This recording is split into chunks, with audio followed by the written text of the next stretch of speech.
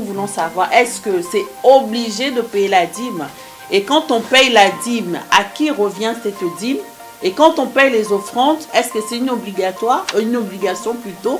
Et quand on paye ces offrandes, à qui revient ces offrandes? Alors, à tous ceux-là qui nous regardent, je vais dire d'abord et donner un peu la petite définition que vous savez déjà bien. La dîme, c'est l'1/10 de nos revenus. Pour les Hébreux, le chiffre 10, c'est le chiffre de la malédiction. Peut-être s'ils savent l'auditoire, s'ils ne savent pas, peut-être d'autres pasteurs s'ils ne savent pas, le chiffre 10 chez les Hébreux, c'est le chiffre de la malédiction. Pour les Hébreux, il faut donner à Dieu cette partie-là qui est maudite. Pourquoi dans Galates chapitre 3, verset 13 à 14, la Bible dit, il s'est chargé de notre malédiction afin que nous soyons bénis. La Bible dit que sur cette pierre, je bâtirai mon église. Moi, Jésus-Christ, je bâtirai mon église. Et les portes de l'enfer ne prévaudront pas contre elle. Contre elle, qui? Je bâtirai mon église. Il parlait à Pierre. Je bâtirai mon église. Hein? Il parlait pas, il parlait au cœur de Pierre. Je pense qu'il parlait au cœur de Pierre. Il ne parlait pas au bâtiment. Maintenant, à l'heure d'aujourd'hui, nous voyons que les pasteurs d'aujourd'hui, les fidèles sont devenus leurs fidèles. Ce n'est plus les fidèles de Christ, ce n'est plus les enfants de Christ, c'est devenu leurs fidèles. C'est-à-dire que moi, comme je prie chez toi, je ne peux plus aller dans une autre église. Je ne peux plus aller voir mes bien-aimés qui sont dans d'autres églises. Est-ce que tu trouves ça normal? Bon, moi, je ne trouve pas ça normal. Pourquoi? Parce que les fidèles appartiennent à Dieu. Ça, c'est sûr. Est-ce qu'un chrétien peut-il boire l'alcool? Ça, c'est une question dont beaucoup essayent de fuir cette question. Mais moi, je ne fuis pas cette question. Je veux dire la vérité. À la limite de sa liberté. À la limite de sa liberté. C'est-à-dire, vous posez la question si un chrétien peut boire l'alcool. Moi, je peux dire oui. Donc, toi, tu dis que le chrétien peut boire l'alcool. Il peut boire l'alcool. Ah bon? Qu'il lise les Écritures. Bonjour, bienvenue sur Vision News TV, dans votre émission 100% sociale avec votre présentatrice Lanette Katanga, la femme de grâce et de bonheur. Donc, aujourd'hui, j'ai un grand plaisir de recevoir un homme de Dieu, un apôtre pour certains, un pasteur pour d'autres, un évangéliste pour d'autres aussi. Donc pour moi, il est l'apôtre Jean-Marie, donc qui va se présenter, qui va vous dire dans quelle assemblée il exerce. Bonjour apôtre Jean-Marie. Oui, bonjour servante de Dieu. Comment tu vas? Vraiment, je vais bien. Donc voilà. Sous la demande de notre public, le public de Vision News m'a demandé, il faut que tu nous cherches l'apôtre Jean-Marie. L'apôtre Jean-Marie. Donc on t'a cherché, on sait que tu es partout, quoi. Tu es toujours... là tu as été à Kin, tu as voyagé, tu nous viens d'où là? Bon, juste... j'ai fait une petite tournée à Kinshasa.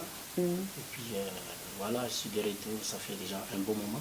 D'accord. Et je suis là, je vais repartir. Kinshasa, Cameroun, l'Angola. D'accord. Et puis je vais revenir là. Donc toi tu fais quoi? Tournant africaine? Je fais une tournée africaine. Ouais. Après je vais voir peut-être européenne pour aller un peu plus loin. D'accord. Donc, l'apôtre Jean-Marie, est-ce que tu peux te présenter à notre public?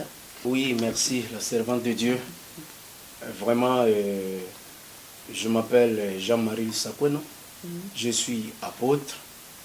Et certains, je suis les pasteurs, évangélistes, un peu tout.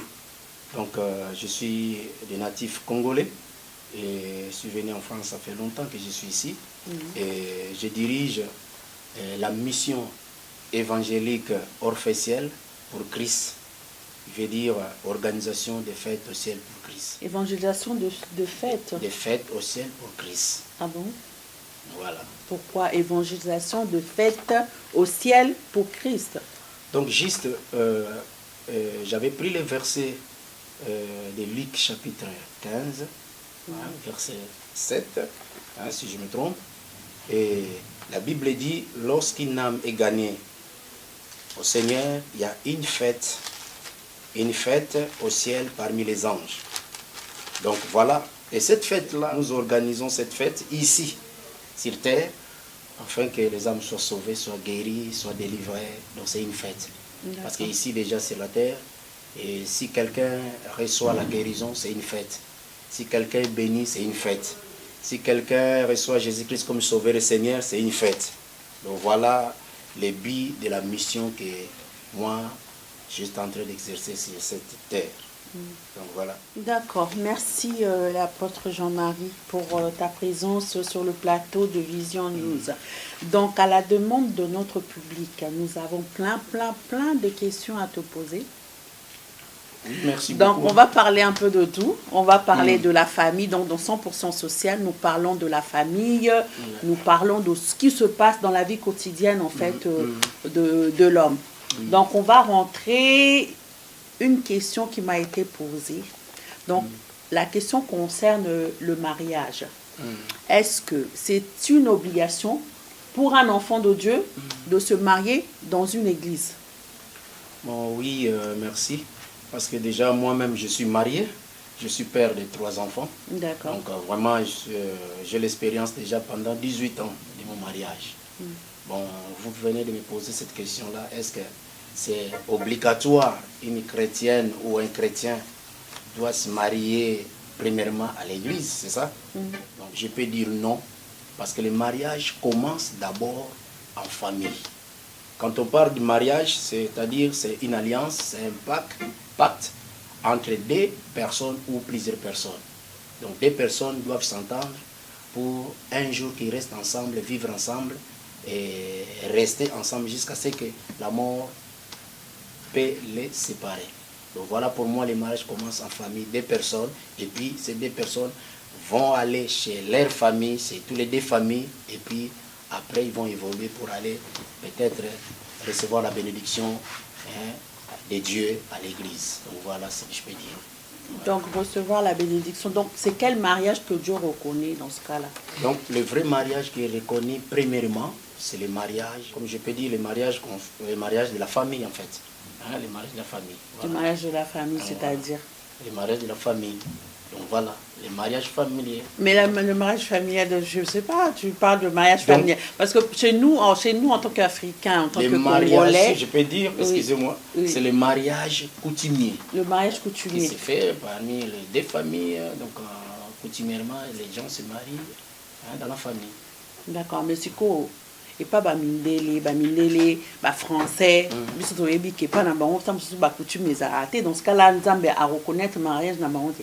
Non, peut-être bateau basant la ignorance, les gens sont trop ignorants. Bon, si les gens se trouvent dans ces cas un peu ignorants, qu'ils me pardonnent, mais j'espère dire que les blancs aussi savent bien que cela veut dire la coutume. Savent bien. J'ai l'expérience là. J'ai rencontré 2 personnes, un Congolais et une Antillaise. Alors la famille a demandé qu'il y ait un symbole de la dot. Donc ils connaissent quand même. Donc le Koloba, mariage coutumier, bamindele pe bayebi yango. Le Koloba te bamindele bayebi yango, bamindele bayebi yango. D'où okozwa kaka mwasi ya mundele te boye sans que mes parents n'ont pas un symbole qui est la dot. Donc, il y a un mariage. Oui, mais dans ce cas-là, chez les Blancs, eux, ils ne demandent pas de symbole, ils ne demandent rien. Donc, chez eux, si je peux comprendre, en fait, chez les Blancs, chez les Français, c'est le mariage à la mairie, par exemple, que le mariage où les parents participent et tout ça. C'est ça le mariage que... Non, mais peut-être on n'est pas vraiment... trop dans cette connaissance-là.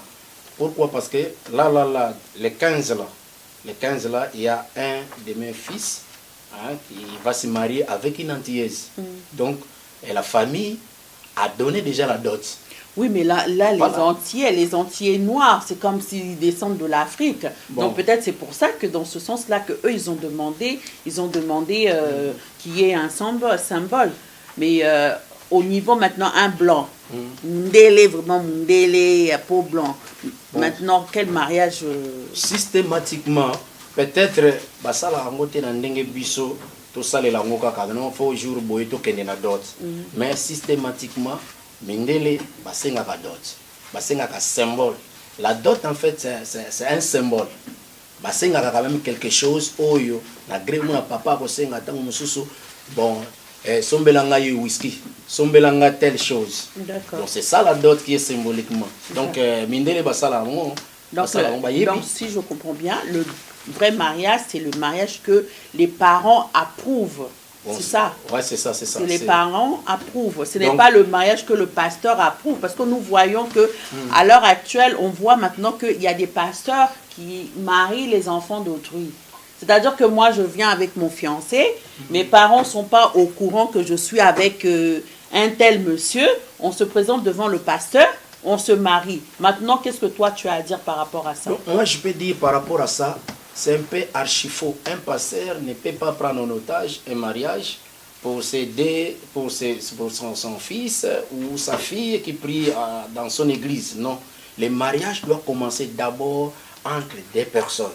Comme je disais tout à l'heure, le mariage, c'est un pacte, c'est une alliance, c'est une coalition entre des personnes, des partenaires ou plusieurs.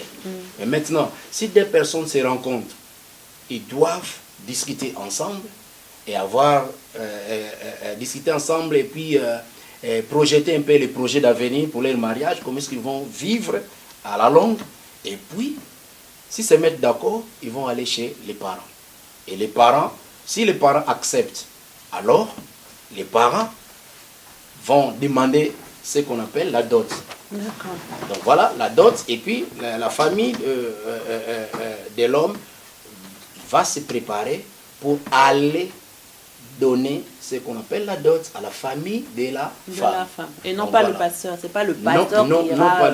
Non, pas le pasteur. C'est pourquoi je vais dire que des fois, le bishop Tchatumba a raison à certaines choses qu'il disent. Mais il a raison. Il a raison. Quand il dit oui, laissez partir mon peuple, ça veut dire qu'il a raison. Donc, il a raison parce que c'est bibliquement, laissez partir mon peuple. Le peuple ne doit pas être tenu en esclave. En esclavagisme, tout comme pasteur, il ne doit pas tenir, se diriger en esclavagisme, non. Bon, comment tu peux dire, bon, le mariage doit commencer d'abord à l'église, c'est moi le pasteur qui doit valider ces mariages, ce n'est pas la famille.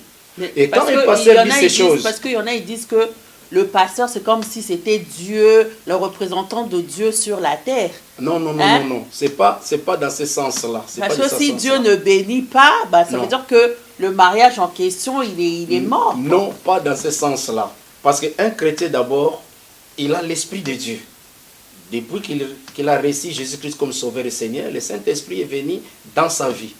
Donc, ce n'est pas le pasteur de prendre les fidèles en otage pour décider à leur place. Non, un chrétien qui est né de nouveau doit savoir prier et savoir quelle est la volonté de Dieu pour l'homme que Dieu a choisi pour lui, pour elle, pour lui. Voilà. Donc, vice-versa, pour la femme ou pour l'homme. Donc, d'où, quand il sera convaincu de l'homme ou de la femme, elle va aller chez la famille. Et si la famille valide cela, alors maintenant, au plus tard, il va dire quand même à son pasteur de les aider peut-être dans certains enseignements pour qu'ils puissent être affermis dans leur mariage, un jour qu'ils seront ensemble sous un même toit et qu'ils puissent vivre un mariage heureux. Mais ce n'est pas le pasteur. Donc c'est là où je dis que Tchatumba, Bishop Tchatumba a raison. On ne peut pas prendre les dirigeants en otage, en esclavagisme, non. La Bible dit,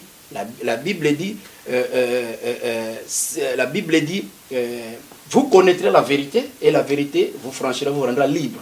Donc un chrétien n'est pas un esclave. Un chrétien doit vivre dans la liberté. Mais cette liberté ne doit pas être comme libertinage. Une liberté avec le Saint-Esprit, avec sa façon d'agir, avec ses émotions, avec l'expérience de la parole de Dieu, qu'il puisse agir ainsi. Donc voilà ce que moi je peux dire. Maintenant, on va quitter le point du mariage. Maintenant, on va rentrer au point de la dîme. La dîme et les offrandes. Ok. Une autre question, toujours de notre public, qui nous a demandé, pose un peu la question à l'apôtre Jean-Marie qui viendra sur le plateau. Nous voulons savoir, est-ce que c'est obligé de payer la dîme? Et quand on paye la dîme, à qui revient cette dîme? Et quand on paye les offrandes, est-ce que c'est une obligation plutôt? Et quand on paye ces offrandes, à qui revient ces offrandes? Déjà, je peux dire, c'est un vaste thème. Mais on va essayer de les décortiquer un petit peu. Ouais, il faut que tu nous répondes quand même. Oui, parce que je vais répondre. T'inquiète, je vais répondre. Alors, à tous ceux-là qui nous regardent, je vais dire d'abord et donner un peu la petite définition que vous savez déjà bien. La dîme, c'est l'1/10 de nos revenus. Voilà. Alors, j'ai parlé la semaine passée, je suis toujours dans la question, j'ai parlé la semaine passée, j'ai prêché quelque part, je disais, pour les Hébreux, les chiffres 10, c'est les chiffres de la malédiction.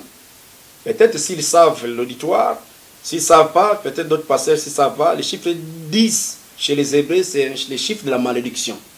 Alors, maintenant, pour les Hébreux, il faut donner à Dieu cette partie-là qui est maudite.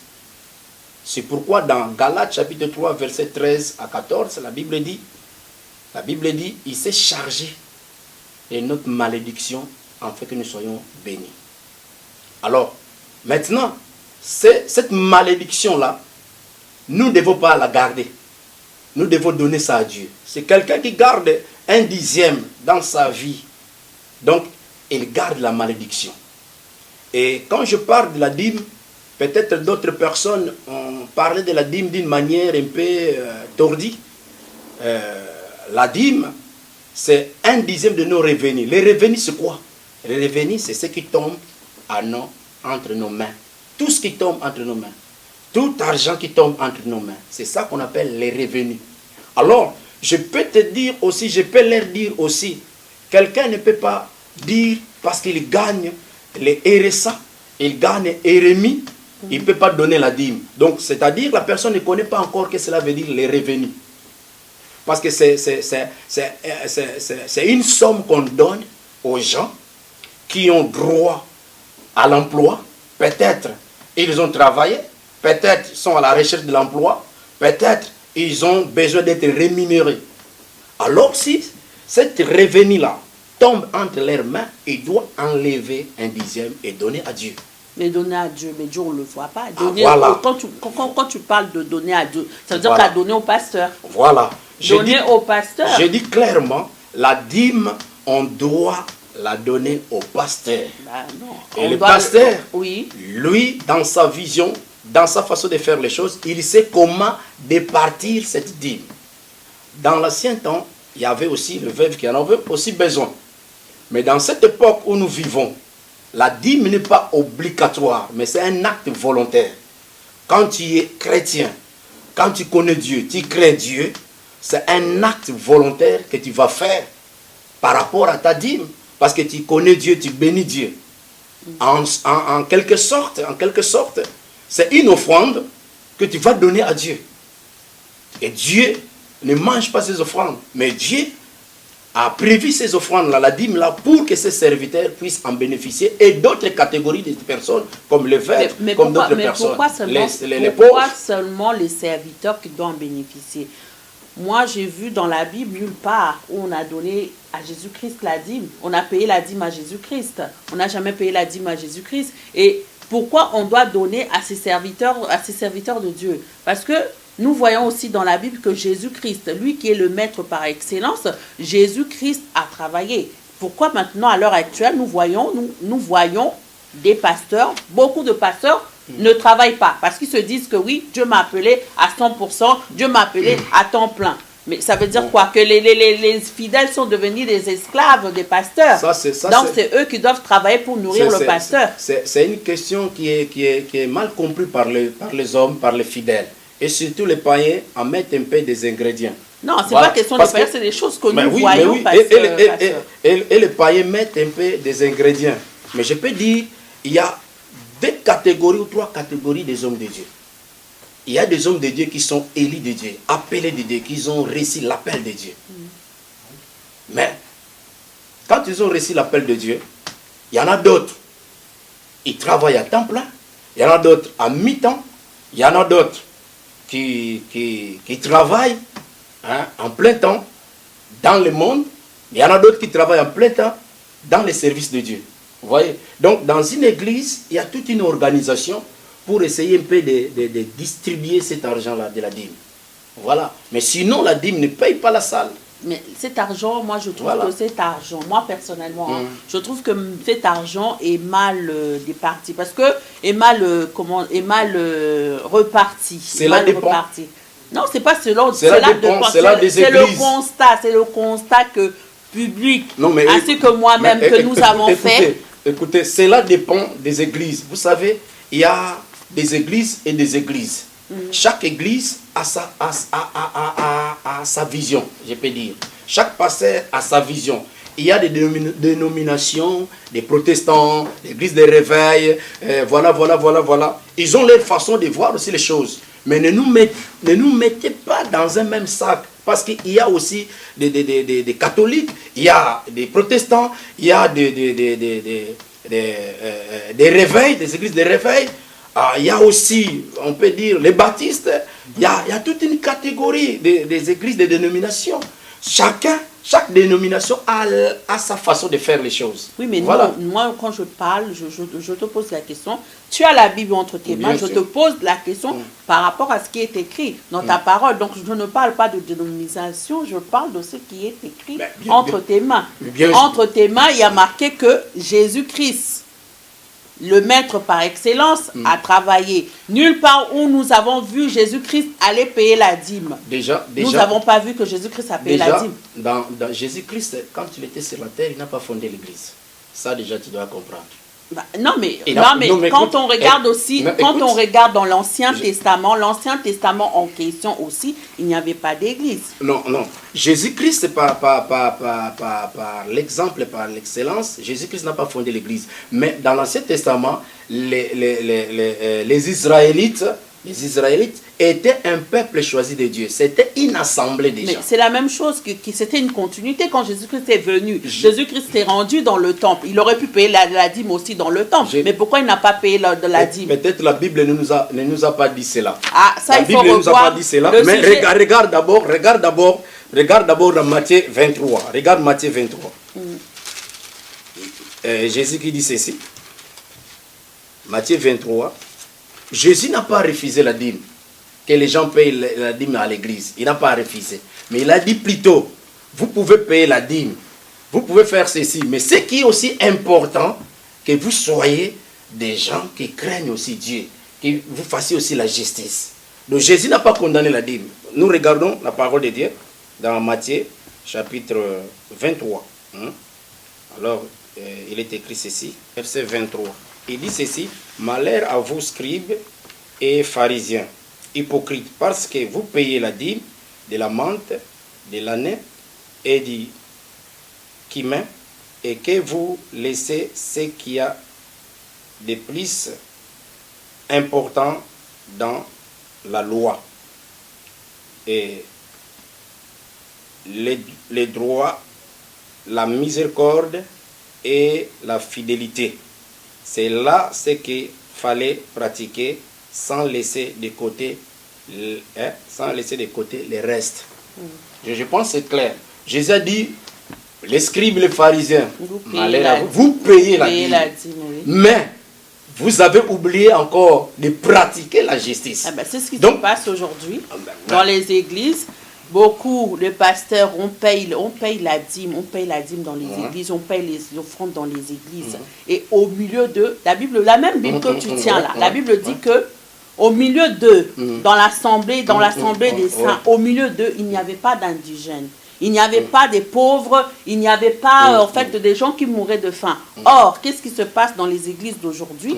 Beaucoup payent la dîme, beaucoup payent des offrandes, beaucoup de pasteurs en mangent, beaucoup de pasteurs mangent des offrandes, mais au milieu d'eux, il y a des veuves, il y a des orphelins, on s'en occupe pas, parce que tu vois, aujourd'hui, à l'heure actuelle, le pasteur qui a une belle voiture, le pasteur qui a une belle maison, et tout ça, c'est ce qui se passe. C'est la même chose que la Bible vient de dire. La Bible vient de nous dire. Voilà, donc à quoi ça sert? Non, ça sert à quelque chose. Jésus a dit ceci, vous payez la dîme, mais vous avez failli à quelque chose. Vous ne faites pas la justice, vous ne faites pas ceci, cela. Mais Jésus n'a pas refusé la dîme. Mais aujourd'hui, dans nos églises, comme je disais tout à l'heure, il y a des dénominations. Vous voyez, il y a tout un programme dans l'église. Hein? Tout un programme dans l'église. Cela dépend de la vision de l'homme de Dieu.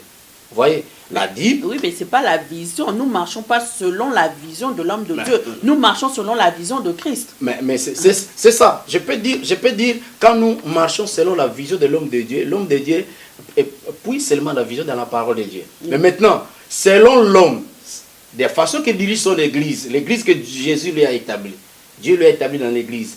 Mais s'il a failli, comme la Bible dit, vous avez manqué autre chose, la miséricorde de Dieu et la justice, la fidélité. Cela dépend, cela dépend de l'homme de Dieu. Vous voyez, ce n'est pas tous les hommes de Dieu. Vous voyez, moi, ça m'arrive, j'ai la dîme, on me paye la dîme, et j'ai béni aussi un frère, j'ai béni aussi une sœur. Ça vous arrive, voilà. Ça vous arrive. Tu dis que ça vous arrive. Normalement, ça ne doit pas vous arriver. Normalement, ça doit être votre devoir quotidien. C'est-à-dire que quand on vous paye la dîme, vous devez enlever vous aussi votre dîme, donner pour les orphelins, donner pour les veuves, donner pour les nécessités qui se trouvent dans l'église. C'est un devoir, c'est obligatoire. Tout à fait, c'est un devoir. Oui. C'est un devoir, comme je vais le dire. Par exemple, moi, j'ai une association qui s'occupe des veuves et des orphelins. Donc voilà, donc j'ai fait de sorte que ce qui tombe entre mes mains, quand le fidèle paye la dîme, je sais aussi d'envoyer aussi aux orphelins là, d'envoyer aussi aux veuves là, qui sont en Afrique, qui souffrent. Donc moi, comme je disais tout à l'heure, cela dépend du pasteur, dépend aussi de l'homme de Dieu. Moi, c'est ma vision, et c'est ma façon de voir les choses par rapport à la Bible. Vous voyez? Donc j'ai fait cela. Mais j'encourage et j'exhorte aux hommes de Dieu de le faire aussi. Quand on vous paye la dîme, il faut aussi penser aux veuves et aux orphelins. S'ils ne sont pas dans l'église, mais cherchez ailleurs. Cherchez ailleurs, il y a des associations qui s'occupent des veuves et des orphelins. On peut toujours être quelqu'un qui travaille avec d'autres associations et je paye, je m'occupe des veuves, mais via l'association telle. Mais même au milieu de vous, même au milieu il y a des gens qui n'ont rien à manger, par exemple. Ils sortent de l'église et tout ça et tout. Ah, ma soeur, que Dieu te bénisse, mon frère, que Dieu te bénisse. Mais la personne a faim. Je vais jeter la pierre à mon frère Edgar. Il savait, il sait cela, a choisi le roi dans l'église où je dirigeais. On avait une petite banque alimentaire. C'est-à-dire, les fidèles viennent avec des petits trucs. Et à la fin, ils viennent comme cela. Le matin, ils viennent, ils déposent. Et à la fin, celui qui en a besoin, on peut lui donner, on fait le partage. On donne à celui-là un peu de riz, un peu de la tomate, un peu de la morue. Et c'est comme ça qu'on faisait. Donc, c'est cette idée-là, cette vision-là, j'en ai encore. C'est pourquoi je vais créer l'église que j'ai créée en Afrique, à Kinshasa. Ça ne sera pas une église comme les autres églises. Ça sera une église qui va s'occuper aussi du social. Des gens venir à l'église, ils vont manger, ils vont aussi retourner, parce que le ventre affamé n'a point d'oreille. Moi, je vais les prêcher et je vais aussi les nourrir. Même un petit truc, même un petit jus, même un petit gâteau. Comme ça, ils vont rentrer bien chez eux. Et donner aussi un peu de riz, donner aussi un peu de la semoule. Moi, j'ai cette vision-là. C'est pourquoi je ne vais pas tarder de rester ici en France. J'ai un grand travail à faire en Afrique. Je vais circuler. C'est pourquoi j'ai fait une tournée là, africaine. Parce que je vais bâtir l'église que Christ veut. Donc voilà. Amen. Ça. Donc, une autre question, toujours de la part de notre public. Donc, la Bible dit que sur cette pierre, je bâtirai mon église. Moi, Jésus-Christ, je bâtirai mon église. Et les portes de l'enfer ne prévaudront pas contre elle. Contre elle, qui? Je bâtirai mon église. Il parlait à Pierre. Je bâtirai mon église. Hein? Il parlait pas, il parlait au cœur de Pierre. Il parlait, je pense qu'il parlait au cœur de Pierre. Il ne parlait pas au bâtiment. Maintenant, à l'heure d'aujourd'hui, nous voyons que les pasteurs d'aujourd'hui, les fidèles sont devenus leurs fidèles. Ce n'est plus les fidèles de Christ, ce n'est plus les enfants de Christ, c'est devenu leurs fidèles. C'est-à-dire que moi, comme je prie chez toi, je ne peux plus aller dans une autre église. Je ne peux plus aller voir mes bien-aimés qui sont dans d'autres églises. Est-ce que tu trouves ça normal? Non, moi je ne trouve pas ça normal. Pourquoi? Parce que les fidèles appartiennent à Dieu. Ça c'est sûr. Et par mon expérience, je fais 30 ans dans la vie chrétienne depuis ma conversion. Et bientôt 25 ans depuis ma consécration. Alors par mon expérience, je sais, c'est Dieu qui ajoute les âmes dans l'église. Ça, je sais ça. Et la Bible dit, c'est l'Éternel qui attire les âmes vers Jésus pour les salir. Et par mon expérience, j'avais des serviteurs, j'ai vu d'autres églises, un serviteur qui n'avait pas des collaborateurs. J'ai dit, bon, tu peux aller travailler avec lui. Et j'envoie aussi d'autres fidèles. J'ai mon propre beau-frère qui s'est converti. J'ai dit, tu ne peux pas prier avec moi, mais je t'envoie dans telle église, va prier là-bas. Donc pour moi, ce n'est pas de s'accaparer des fidèles. Pour moi, que les fidèles restent dans la voie chrétienne. Donc pour dire que tous ces gens-là qui font cela, et que Dieu leur pardonne, Dieu les pardonne, on ne craint pas un autre homme de Dieu. On n'a pas peur de notre homme de Dieu. Mais on sait ce que Dieu a mis en toi. Tu dois savoir ce que Dieu a mis en toi. Si Dieu a prévu que quelques fidèles viennent dans l'église où il t'a établi, les fidèles vont venir. Les fidèles vont venir. Donc ça, de mon côté, les fidèles de Paris, ne vous inquiétez pas. Ne vous inquiétez pas. D'ailleurs, eux-mêmes, ils savent. Ceux qui me connaissent, ils savent. Donc moi, je ne garde pas les fidèles en otage. C'est pourquoi je vous ai dit, Bishop Tchatumba a raison. On ne garde pas les fidèles en otage. Parce que les fidèles, ils ont leur façon de voir les choses. Mais plutôt, prêche la vérité aux fidèles, même s'il va aller ailleurs. Mais que cette vérité que tu as prêchée puisse chanter dans son esprit, puisse chanter dans ses facultés mentales, dans sa mémoire, qu'on m'a prêché la vérité. Moi, de toutes les façons, tous les fidèles qui viennent dans l'église où Dieu m'a établi, même ils s'en vont, ils me félicitent, ils me donnent raison de ce que j'avais dit, les enseignements que je les avais enseignés. Donc j'ai des relations vraiment étroites, particulières, avec tous les fidèles qui sont passés dans l'église où Jésus m'a établi. Donc voilà ce que j'ai dit. On ne garde pas les fidèles en otage ou en esclavagisme. Non, non, non, non. Laisse-les partir. Laisse-les partir, aller découvrir. Donc voilà. Laisse mon peuple partir. Bishop Tchatumba, que Dieu te bénisse. Donc voilà, c'est l'apôtre Jimé Lusakwelu. D'accord. Donc apôtre, une autre question qui revient. Il y a plein de questions. Donc je ne sais pas, aujourd'hui l'émission, bon, on va le faire sur plusieurs thèmes parce qu'il y a tellement de questions. Voilà. Beaucoup nous ont envoyé des questions via Facebook, via WhatsApp et tout ça. Donc ils nous ont posé la question, à savoir, est-ce qu'un chrétien peut-il boire l'alcool? Ah, ça c'est une question dont beaucoup essayent de fuir cette question. Mais moi je ne fuis pas cette question, je veux dire la vérité. J'ai dit... un chrétien a la limite de sa liberté.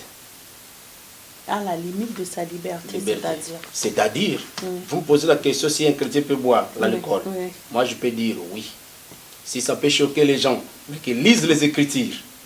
Donc toi, tu dis que le chrétien peut boire l'alcool? Il peut boire l'alcool. Ah bon? Qu'ils lisent les Écritures. Parce que moi, j'ai prêché les Blancs. Nous avions une église qui était en province, il y avait à peu près plus de 25 blancs. Je sais ce que je suis en train de dire. Oui, J'ai un ami aussi blanc qui est pasteur, qui a l'expérience. Je sais ce que je suis en train de dire. Et je sais ce que je suis en train de dire. Et je sais ce que je suis en train de lire chaque jour, par la méditation biblique. Donc, oui. Donc pour moi, un chrétien, il peut boire l'alcool, il peut boire un peu du vin, il peut boire ce qu'ils peuvent. Mais la Bible dit, ne vous enivrez pas. Du vin, c'est la débauche. Et quand on parle de d'enivrer, c'est-à-dire être dans la dimension un peu de la folie, de la dingue. Tu ne sais plus se contrôler. Tu ne peux plus se contrôler. Tu peux faire pipi, tu es saoulé, tu peux dire n'importe quoi. Tu peux injurer les gens. C'est cela la Bible interdit. Mais, ce n'est pas... Un chrétien ne peut pas boire l'alcool, un chrétien ne peut pas faire ceci. Non, c'est un peu archi faux. C'est pas vraiment la véracité de la parole de Dieu. Donc voilà. Je crois, les gens qui ont l'expérience et les gens qui ont la connaissance de la parole, ils savent bien. Quelqu'un m'a dit, Noé a pris du vin, après, il est tombé avec une de ses enfants. Mais la Bible dit, Noé a commencé à cultiver la vigne. Mais le jour qu'il s'est enivré, c'est ça le problème. Il faut regarder bien le contexte et puis il faut savoir bien le verbe enivrer. Qu'est-ce que cela veut dire? Alors, le jour où Noé s'est enivré, c'est le jour qu'il est tombé de haut en bas. Parce qu'il s'est plus contrôlé. Il était comme cela, et le problème est arrivé.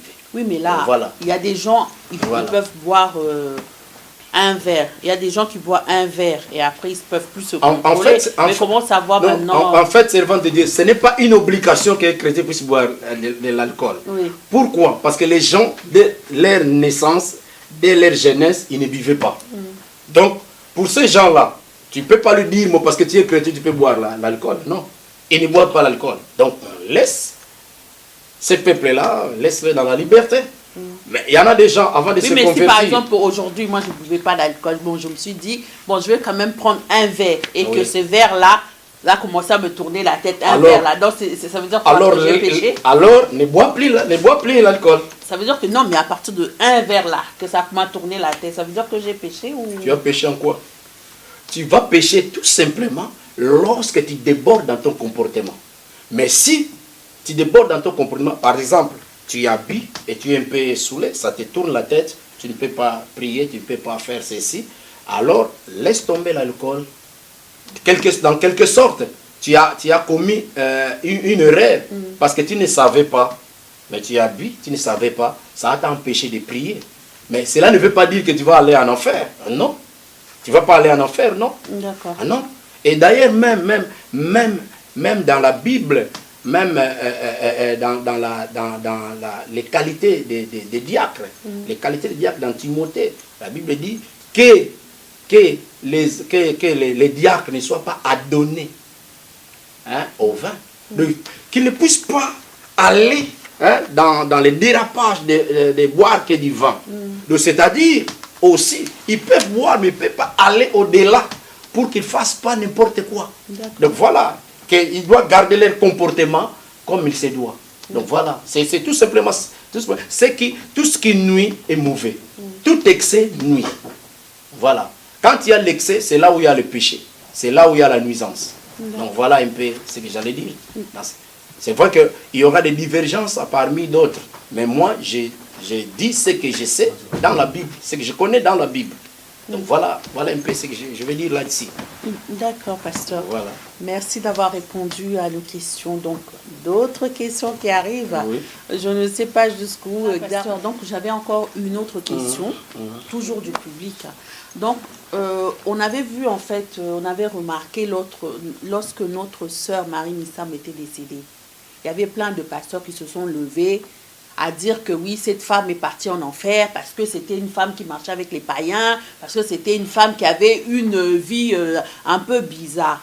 Est-ce que, en tant que chrétien, en tant que pasteur, en tant qu'homme de Dieu, est-ce que vous avez le droit de dire que oui, telle personne va aller en enfer ou bien telle personne ira au paradis? Quelle assurance vous pousse à dire des choses comme ça? Bon, je peux dire que bon, certaines personnes disent des choses comme cela pour se faire voir, pour se faire connaître. Bon, déjà, que son âme repose en paix, notre sœur Marie Missam, que son âme se repose en paix.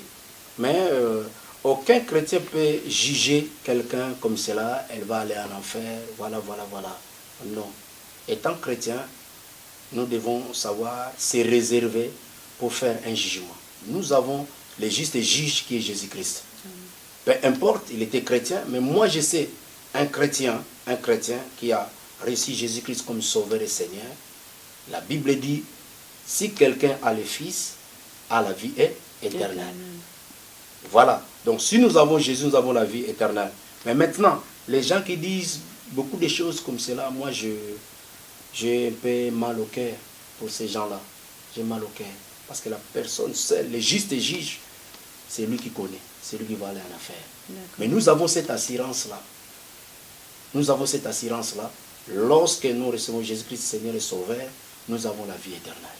Donc voilà, je crois de tout mon cœur, peu importe ce que les gens disent, elle était chrétienne. D'ailleurs même, un chrétien n'est pas dissocié, séparé des païens. Lorsque nous avons reçu Jésus, particulièrement moi-même, j'avais encore des frères et sœurs qui étaient encore païens. Est-ce que cela m'a poussé de les écarter dans la maison, soit de les laisser à la maison, de partir? Non. Nous avons notre vie sur cette terre. Nous avons des amis qui ne sont pas encore convertis. Donc nous les aimons. Nous allons continuer à les aimer parce qu'ils sont nos frères. Parce qu'ils sont l'image de Dieu. On dit que ces gens-là, c'est des gens de mauvaise vie. C'est des païens là. Non, mais ça... Est-ce que vous encouragez? Mais c'est des choses qu'on entend. Non, mais ça, Jésus-Christ lui-même vivait aussi avec les païens. Quand il a rencontré Zachée, on dit non, mais voilà, Jésus est allé rencontrer quelqu'un qui a fait beaucoup de péchés, quelqu'un qui n'a pas une bonne vie. Il a rencontré Zachée. Et quand cette femme-là est venue arroser ses pieds avec le parfum d'une bonne odeur, un parfum de grand prix, bon, qu'est-ce que les gens ont dit? Jésus était partout. Parce que son but était de gagner, de venir chercher les injustes et non les justes. Oui, mais là, maintenant, on voit, vous les pasteurs, surtout vous les pasteurs, vous ne fréquentez pas les païens parce que vous dites que oui, c'est des gens de mauvaise vie, c'est des gens comme ça, nous, on ne peut pas marcher avec eux. C'est surtout vous les païens qui interdisez, vous les pasteurs qui interdisez à vos fidèles de fréquenter ces gens-là. De fréquenter même les membres même de leur famille. Oh non, ta mère ou bien ton oncle, il est sorcier, il ne faut pas le fréquenter. C'est les conseils qu'on entend. En tout cas, moi, je ne prêche pas cette doctrine. Moi, je dis à mes fidèles, tous les gens que vous voyez sur la terre, si Dieu fait grâce, il n'y a point d'hasard dans la vie. Il n'y a point d'hasard dans les choses de Dieu. Dieu fait toujours les choses comme il veut. Voilà, tu peux rencontrer quelqu'un. D'ailleurs même, pour que les gens soient sauvés, pour que nous puissions gagner les âmes, ce n'est pas d'en faire l'aquarium, comme tu disais tout à l'heure. Aller dans une église, tu as peur qu'une fidèle peut aller dans une autre église, bénéficier l'enseignement, soit la prédication, parce que nous avons chacun sa grâce. Et dans les ministères, nous sommes dans la complémentarité. Ce que j'ai, peut-être l'autre ne l'a pas. Ce que l'autre a, peut-être moi je ne l'ai pas. Alors, les fidèles ont droit d'aller aussi écouter ailleurs. Mais les fidèles doivent savoir là où ils prient, ils fréquentent. Parce que nous veillons sur leurs âmes. Vous voyez? Mais cela ne veut pas dire qu'ils ne peuvent pas aller ailleurs. Moi, j'ai dit aux fidèles d'aller partout, fréquenter aussi ceux qui ne connaissent pas Dieu, comme font les témoins de Jéhovah. Ils fréquentent les gens et ils fréquentent les païens. C'est alors qu'on va les gagner en Christ. Mais sinon, si on interdit, c'est pourquoi nous voyons aujourd'hui, les églises ne sont pas remplies. Pourquoi? Parce que les fidèles ne font plus l'évangélisation. Jésus a rencontré la femme samaritaine. Elle était encore dans la religion un peu païenne, parce que les Samaritains à l'époque, c'était une secte qui était une partie juive, une partie des gens de Samarie. Alors Jésus a rencontré cette femme-là, et cette femme-là, elle a écouté les merveilles, les révélations de Christ. Si Jésus a dit qu'il ne devrait pas parler avec cette femme, voilà. Donc nous devons rencontrer les gens, les païens, manger aussi même avec les païens. Donc voilà, moi en tout cas particulièrement, je rencontre les païens, je discute avec eux. Donc voilà, c'est un pasteur a le droit de discuter avec tout le monde. C'est un monsieur tout le monde. D'accord. Donc voilà. Ce n'est pas un monsieur à part entière dans le spirituel. Non. Nous vivons une partie spirituelle, mais notre corps est en contact avec le monde. Donc le monde là, nous allons même travailler. Est-ce que dans le travail, tous sont chrétiens? Non. Il y a un chef là, un Portugais, il n'est pas peut-être chrétien. Alors, pourquoi je travaille dans sa boîte?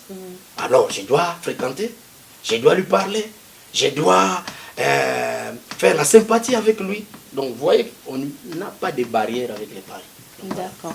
Donc, apôtre Jean-Marie, Oui, merci d'avoir répondu à nos questions. c'est moi. Donc, prochainement, on va encore te réinviter avec les questions du public. Pour aujourd'hui, on arrête là. Merci beaucoup. Donc, est-ce que tu as des salutations à faire passer? Les bonjours. Donc, premièrement, à ma chère épouse, donc vraiment, que Dieu le bénisse. Et aussi aux fidèles de la mission évangélique Orphée pour Christ.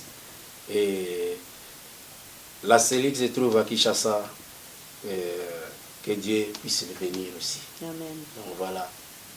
Donc, et mon frère aussi, le prophète Kautako et le prophète Serge, que Dieu vous bénisse. Voilà. Amen, amen. Donc voilà, cher public, merci de nous avoir suivis sur le plateau de Vision News dans votre émission 100% sociale avec votre humble servante, Lanette Katanga, la femme de grâce et de bonheur. Donc je vous invite à aller vous abonner sur notre chaîne Vision News TV. Tu es déjà abonné sur notre chaîne? Ouais, peut-être oui.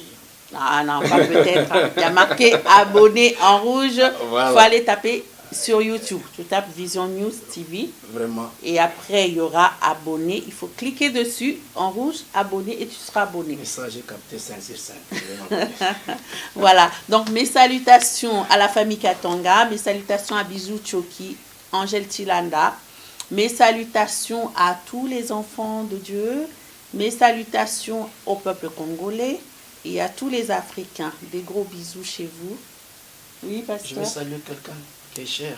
Mais je t'avais dit de saluer, tu vas saluer. J'avais oublié. Oui, vas-y. J'ai une petite fille adorable. Oui. Elle s'appelle Yahvé Georgina Lusakweno. Yahvé Georgina Lusakweno. Lusakweno. Et un fils, Ochini Lusakweno. Ochini Lusakweno. Voilà. Donc voilà, Salut, Georgina, tous des les gros deux. bisous à toi. Ochini, des gros bisous à toi. De la part de Tata Lanette, la maman de tous les enfants. Des gros bisous. Bye.